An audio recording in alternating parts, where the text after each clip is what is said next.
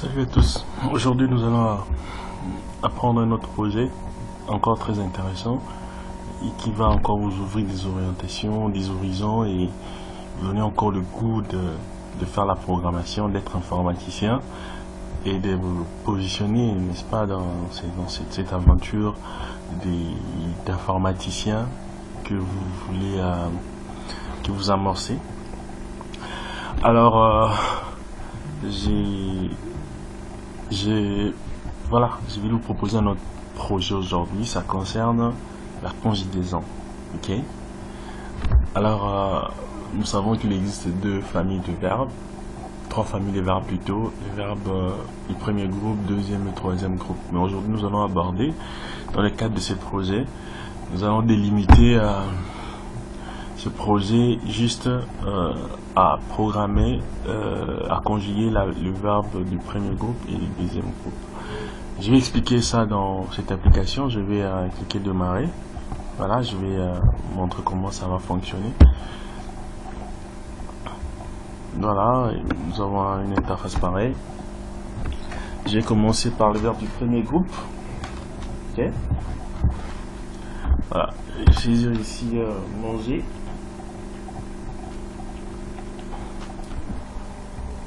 Ici, je clique sur conjuguer. Voilà, ça me conjugue, je mange, tu manges, ainsi de suite. D'accord, si je supprime, je peux enlever le verbe du deuxième groupe, finir. Voilà, je clique sur OK. Ce verbe n'est pas du tout. Voilà, ça me conjugue. Vous voyez? Alors, c'est un peu ça. Vous allez faire ça avec beaucoup de verbes, ça va marcher. Et je vais arrêter l'exécution. Donc vous devez présenter une interface pareille. Bien sûr, vous devez orner ça et essayer un peu de faire une bonne présentation.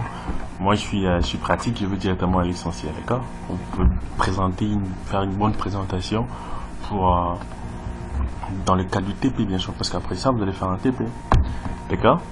Alors, ce qu'il faut faire, il faut aller directement, il faut faire deux clics dans le bouton, sur le bouton conjuguer. Et vous allez voir, moi je saisis les codes, je peux pas saisir les codes pour gagner du temps. Alors, il y a déjà des codes là, vous devez saisir ça. Ça c'est pour le bouton conjuguer. Vous devez saisir tout ça. Vous arrêtez ici. Et vous devez aussi, ça vient déjà, avec cette ligne vient déjà, c'est déjà préprogrammé pour, c'est déjà préprogrammé pour le bouton sur lequel vous avez cliqué, le bouton 1. Et vous allez déclarer aussi quelques variables ici, la variable i, position et r, ainsi de suite. Et ici, voilà, les boutons supprimés, c'est juste pour vider les cellules, juste vider les zones de texte, cases là, tu vois. Donc voilà un peu ce qu'il y aura, d'accord? Donc sans plus tarder, nous allons, je vais expliquer le code et vous allez apprécier, d'accord? Suivez-moi attentivement. S'il y a des préoccupations, bien sûr, vous allez me poser des questions dans le groupe. J'attendrai vos questions, d'accord? Alors, qu'est-ce qui se passe ici?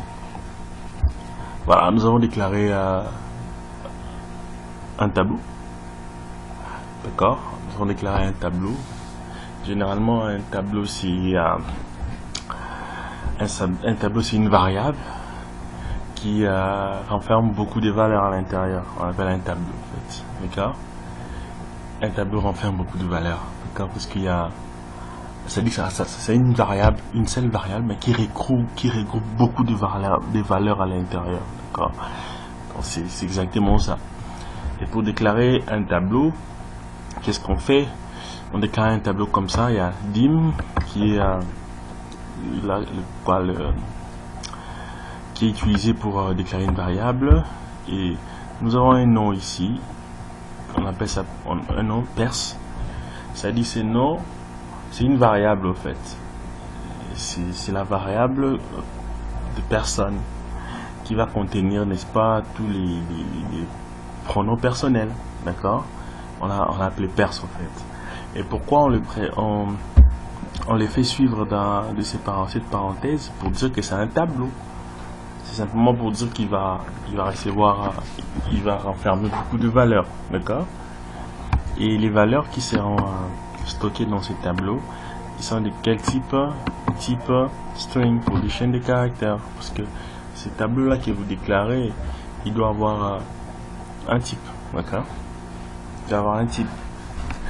Et donc, c'est un peu ça. Il doit avoir un type. Donc, c'est ça. Et là, j'ai défini les valeurs, n'est-ce pas, qui seront contenues dans ces tableaux perses, qui, bien sûr, indiquent les pronoms personnels qui existent, n'est-ce pas, dans la conjugaison française. Nous avons d'abord je, tu, il, elle. Voilà, on les regroupe. Nous, vous, il, elle. Je suis d'accord. Et nous avons aussi déclaré un tableau. Ça qui sera, ça, on va l'appeler terminaison, d'accord. Terminaison pour le premier groupe, pour le verbe du premier groupe, d'accord.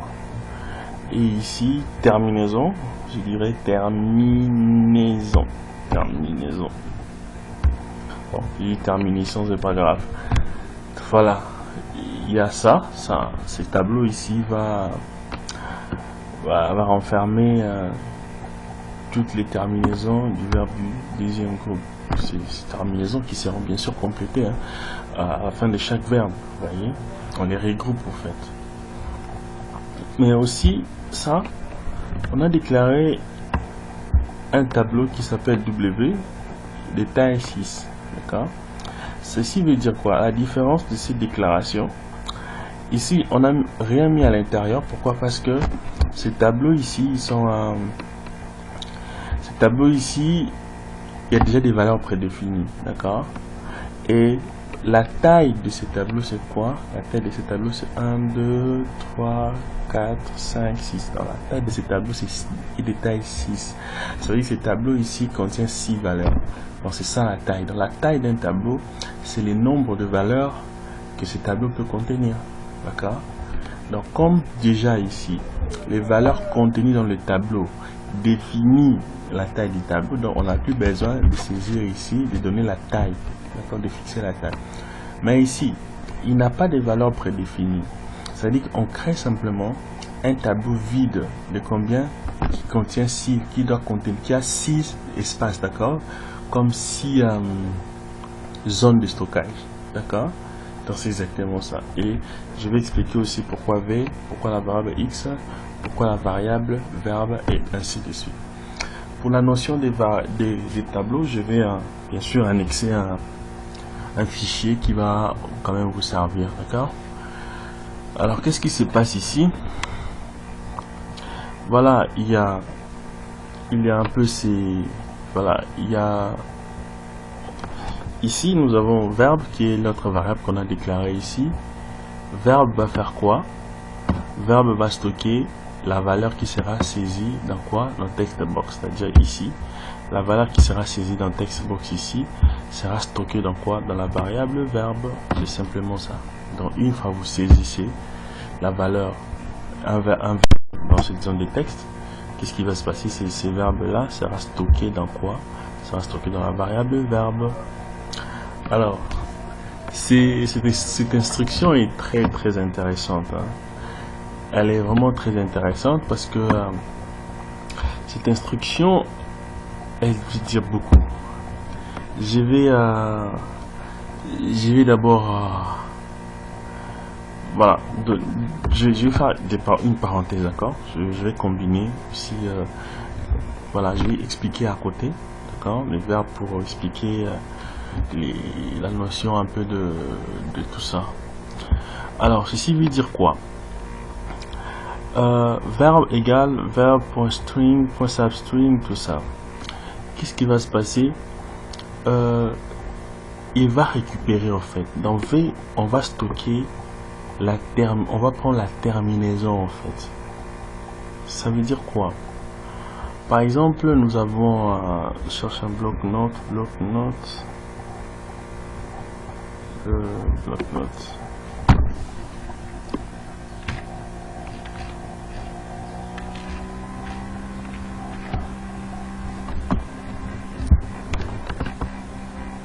voilà. Admettons, je dis manger. Le verbe c'est manger. Substring va faire quoi en fait? Substring va faire quoi? Quand on dit substring ici, il va prendre juste, ça veut dire sous-caractère, sous-chaîne de caractère, d'accord? Ça, sous-chaîne de caractère. Qu'est-ce qu'il va faire? À l'intérieur, ici, on dit verbe.length. Length veut dire la taille, d'accord? Par exemple, manger. La taille de manger, c'est quoi? C'est 1, 2, 3, 4, 5, 6. Manger, c'est 6, n'est-ce pas? C'est 6 lettres, donc il est de taille 6. D'accord? Quand on dit verbe.length, length, c'est une méthode qui permet d'afficher la taille d'un